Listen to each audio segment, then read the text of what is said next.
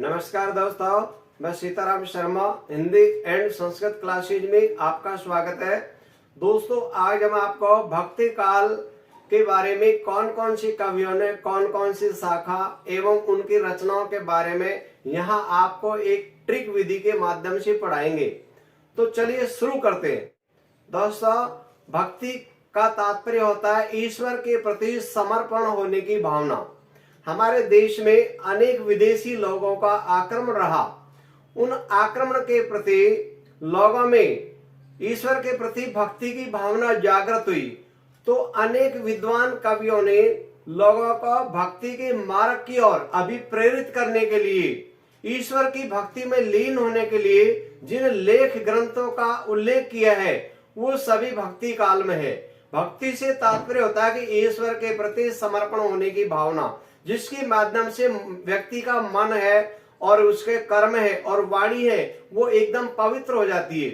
दोस्तों, भक्ति काल का प्रारंभ 1375 से और 1700 ईस्वी तक माना गया है।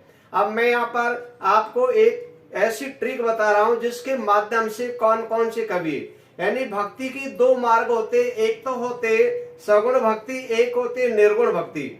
दोस्तों, सगुण भक्ति का अर्थ होता है ईश्वर के प्रति सच्ची भावना, श्रद्धा और विश्वास हो, वो होती है सगुण भक्ति। दूसरी होती है निर्गुण भक्ति। निर्गुण से तात्पर्य होता है कि ईश्वर का वास्तविक रूप ना देख करके और व्यक्ति अपने कर्म और मन से, यानी किसी का भी अहित नहीं हो और सत्य मार्ग पर चले, चाहे उसमें ईश्वर की भक्ति करे या न करे, लेकिन किसी का अहित नहीं हो, तो वो भी एक भक्ति के बराबर होता है। अब यहाँ पर अनेक विद्वानों ने, यानी जो भक्ति काल था उसकी 4 शाखा मानी गई है। पहली वाली जो शाखा है वो होती है, यानी एक तो सगुण भक्ति थी, तो सगुण भक्ति को 2 भाग बांटा गया है। एक तो होती राम भक्ति शाखा, दूसरी है कृष्ण भक्ति शाखा। और निर्गुण भक्ति को भी 2 भागों में बांटा गया है। एक है यानी प्रेम मार्गी शाखा और एक है ज्ञान मार्गी शाखा।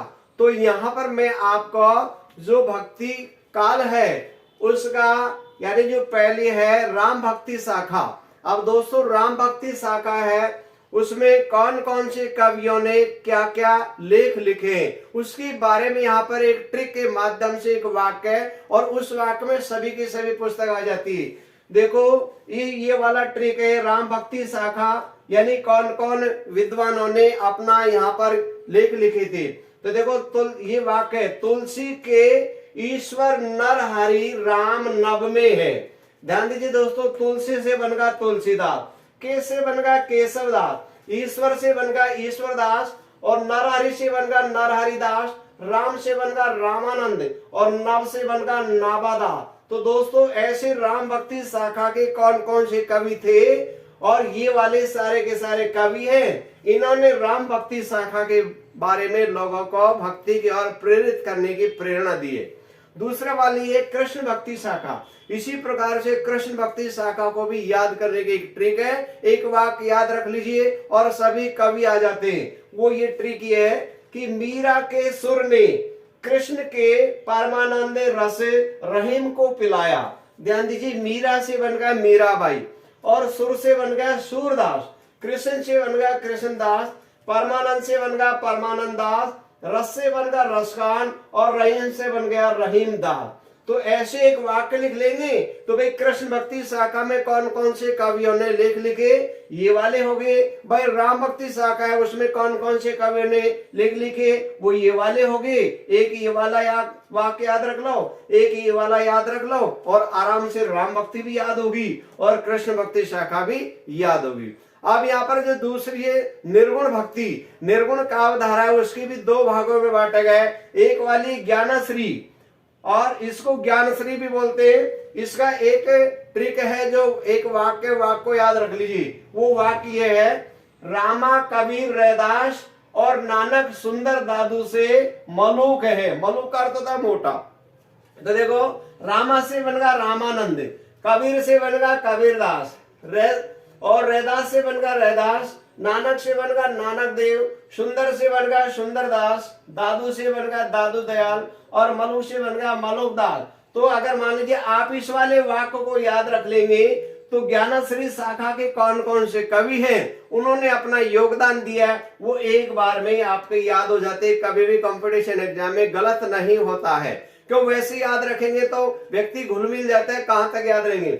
ऐसे जो चौथी वाली है प्रेमाश्री शाखा है, यानी इसको सूफी संत है, तो यहाँ पर यानी इस भक्ति जो मार्ग है उसके भी एक वाक्य है, वो ट्रिक है, और इसके माध्यम से आसानी से याद हो जाएंगे। ये वाक्य है ट्रिक का, असमुल्ला दामोदीश्वर ने कुतुब जायसी का मंजन आलम उस्मान पुहर को शेख कासिम नूर ने दिया।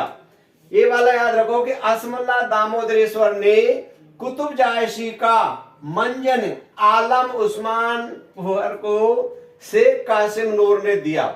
ध्यान दीजिए, अस से बन गया आसाइत, मुल्ला से बन गया मुल्ला दाऊद, दामोद से बन गया दामोदर, और ये ई की मात्रा है, ईश्वर से बन गया ईश्वरदास, कुतुब से बन गया कुतुबन, जायसी से बन गया मालिक मोहम्मद जायसी, मंजन से बन गया मंजन, आलम से बन गया आलम, और उस्मान से बन गया उस्मान, पुहकर से बन गया पुहकर, और शेख से बन गया शेख नबी, कासिम से बन गया कासिम साहब, नूर से बन गया नूर मोहम्मद। ऐसे इस प्रकार से अगर आप मात्र 4 वाक्यों को याद रख लेंगे, ये जो ट्रिक बताइए, तो इस भक्ति काल में कौन कौन से कवि ने कौन कौन सी शाखा लिखी थी उसके बारे में एक बार में याद हो जाते हैं। दोस्तों, अगर आपको ये वीडियो अच्छे लगे तो आप इसे लाइक करें तथा हमारे इस चैनल को सब्सक्राइब करें, ताकि अगली वीडियो का नोटिफिकेशन आपको मिल सके। और इस टॉपिक में आपको किसी प्रकार की कोई समस्या हो तो आप हमें कमेंट करके अवश्य बताएं। नई वीडियो के साथ फिर मिलते हैं। नमस्कार।